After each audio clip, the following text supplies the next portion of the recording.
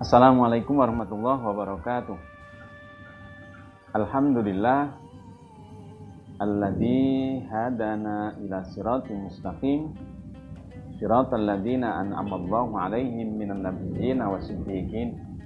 Asyhadu an la ilaha illallah wahdahu la syarikalah wa asyhadu anna Muhammadan abduhu wa rasuluhu la nabiyya ba'da. Allahumma shalli wa sallim ala hadzal nabiyil karim Muhammadin wa ala alihi wa ashabihi wa man tabi'ahum bi ihsanin ila yaumiddin. Qala ta'ala fi kitabihil karim wa huwa asdaqul qailin. Ya ayyuhalladzina amanu taqullaha haqqa tuqatih wa la tamutunna illa wa antum muslimun. Wa qala Allah ta'ala aidan ya ayyuhalladzina amanu kutiba alaikumus syiyam kama kutiba alal ladzina min qablikum la'allakum tattaqun. Shadaqallahul adzim.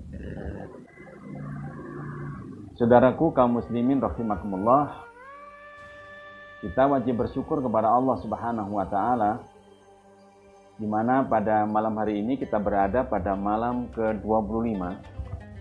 Sebuah malam-malam ganjil yang memang kita selalu diingatkan oleh Nabi Shallallahu alaihi wasallam.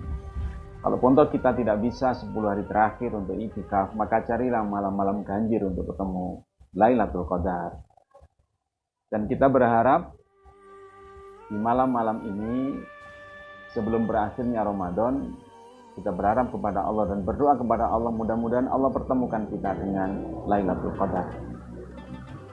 Kaum muslimin rahimakumullah, kita juga perlu untuk memuhasabah diri selama Ramadan ini. Karena ada hadis Nabi Shallallahu alaihi wasallam, "Kam min shaimin laisa lahu minal ju' wal 'aths." Berapa banyak orang-orang yang berpuasa, dia tidak mendapatkan apa-apa kecuali lapar dan dahaga. Boleh jadi karena dia tidak bisa mempuasakan matanya. Boleh jadi dia tidak bisa mempuasakan telinganya ketika dia bisa menahan lapar dan dahaga. Tetapi dia tidak bisa mempuasakan lisannya. Karena itu pada kesempatan yang singkat ini kita mencoba untuk membicarakan betapa perintah Nabi Shallallahu alaihi wasallam untuk kita ingat bersama bahayanya ketika kita tidak bisa menahan lisan kita. Rasulullah Shallallahu alaihi wasallam dalam sebuah sabdanya mengatakan, "Salamatul insan fi hifdzil lisan." Selamatnya manusia itu tergantung sejauh mana dia mampu menjaga lisannya. Kaum muslimin rahimakumullah, lisan itu pemberian Allah Subhanahu wa taala yang cukup berharga. Lidah yang kita dianugerahi oleh Allah Subhanahu wa taala dengan kelembutannya, dia bisa bicara, yang tanpa tulang dia bisa mengungkapkan suatu perkataan. Lidah itu ibarat sebuah pisau. Kalau kita salah menggunakan, maka banyak orang yang tergores karenanya. Karenanya kita disuruh oleh Rasulullah Shallallahu alaihi wasallam untuk menjaga lisan. Jangan sampai ketika Allah berikan kita anugerah yang tak terhingga yaitu lisan, kemudian kita biarkan begitu saja, maka tidak sedikit orang-orang yang terluka karenanya. Makanya banyak orang yang mengatakan lidah itu ibarat pedang. Betapa banyak orang-orang yang terluka hatinya ketika orang-orang itu tidak menjaga lisannya. Makanya Nabi Shallallahu alaihi wasallam 15 abad yang lalu mengingatkan kepada kita, salamatul insan, selamatnya manusia itu ketika dia mampu menjaga lisannya. Dan di antara sabda yang lain, mayyu'minu billahi wal yaumil akhir falyakul khairan aw liyasmut. Ternyata barometer seseorang keiman kepada Allah dan hari akhir itu ketika dia mampu menjaga lisannya. Lisannya digunakan untuk berkata benar. Kalau tidak bisa berkata benar, berkata baik, berkata jujur, maka lebih baik diam. Disinilah kaum muslimin itu sangat-sangat dianjurkan oleh Rasulullah Shallallahu alaihi wasallam untuk mampu menjaga lisannya. Saudara sekalian rahimakumullah, di dalam sebuah hadis Nabi, di dalam sebuah ayat Allah Subhanahu wa taala, ketika kita ingat akan malaikat yang senantiasa mengawasi kita, maka orang tidak gampang untuk mengatakan suatu perkataan. Ma yalfidhu min qawlin illa ladai raqibun atid. Tidaklah seorang itu mengucapkan, mengutarakan perkataannya itu kecuali malaikat itu senantiasa mengawasinya. Malaikat itu senantiasa mengawasinya, senantiasa hadir mencatatnya. Karena itu kalau orang sadar tentang ayat ini, maka orang itu tidak gampang mengutarakan, mengucapkan kata-katanya yang itu bisa mencederai orang lain. Saudara kaum muslimin rahimakumullah, karena kita sadar bahwa apa yang kita ucapkan itu akan kita pertanggungjawabkan kelak di yaumil qiyamah. Tidaklah ucapan itu yang meluncur dari lisan kita kecuali dicatat oleh malaikat, baik raqib maupun atid. Sadar atau tidak, seringkali kita diingatkan oleh ayat-ayat Allah bahwa di kanan kiri kita itu ada malaikat pencatat. Kalau sudah demikian, mungkinkah kita akan mampu atau mau untuk menggunakan kata-kata yang ternyata kita tidak pernah kita renungkan? Berapa banyak orang-orang, kata Nabi Shallallahu Alaihi Wasallam, yang ketika dia tidak memikirkan apa yang akan dikatakan, dia akan tergelincir ke neraka. Berapa banyak orang-orang yang akan tergelincir ke neraka karena apa kata-katanya dia tidak pernah dia pikirkan. Sejauh di neraka itu, sejauh antara timur dan barat. Makanya ayo menyampang kita di bulan Ramadan. Kita muhasabah kembali. Jangan sampai kita sudah lapar dan dahaga, menahan lapar, menahan dahaga, tetapi puasanya nggak batal, tapi pahalanya nggak dapat apa-apa. Kenapa? Karena kita belum mempuasakan lisan kita. Lisan kita masih mencederai yang lainnya. Ya. Apalagi Nabi mengatakan al-muslimu man salimal muslimuna min lisanihi wa yadihi. Orang Islam itu ketika dia mampu, tetangga kanan kirinya selamat dari lisan dan tangannya. Itu orang Islam. Jadi apakah kita benar-benar sudah menjadi orang Islam yang sesungguhnya? Yang tetangga kanan kiri kita, orang-orang Islam yang lainnya selamat dari lisan dan tangan kita. Kaum muslimin rahimakumullah, lisan memang tajam. Tetapi tangan pun demikian. Ketika hadis yang diriwayatkan oleh Imam Bukhari dan Imam Muslim, Ibnu Hajar al-Asqalani, beliau mengatakan bahwa memang apa yang dikatakan lisan tidak sama dengan yang dikatakan oleh tulisan, oleh tangan. Lisan bisa mengucapkan apa yang kemarin, sekarang, dan yang akan datang. Demikian juga lisan. Demikian juga tulisan. Tulisan juga bisa mengatakan sesuatu, menulis sesuatu. Yang tulisan itu, ketika orang membaca, kalau memang itu baik, dia akan mendapatkan ganjaran yang baik. Kalau memang tulisan kita jelek, siap-siaplah untuk mendapatkan azab dari Allah Subhanahu wa Ta'ala.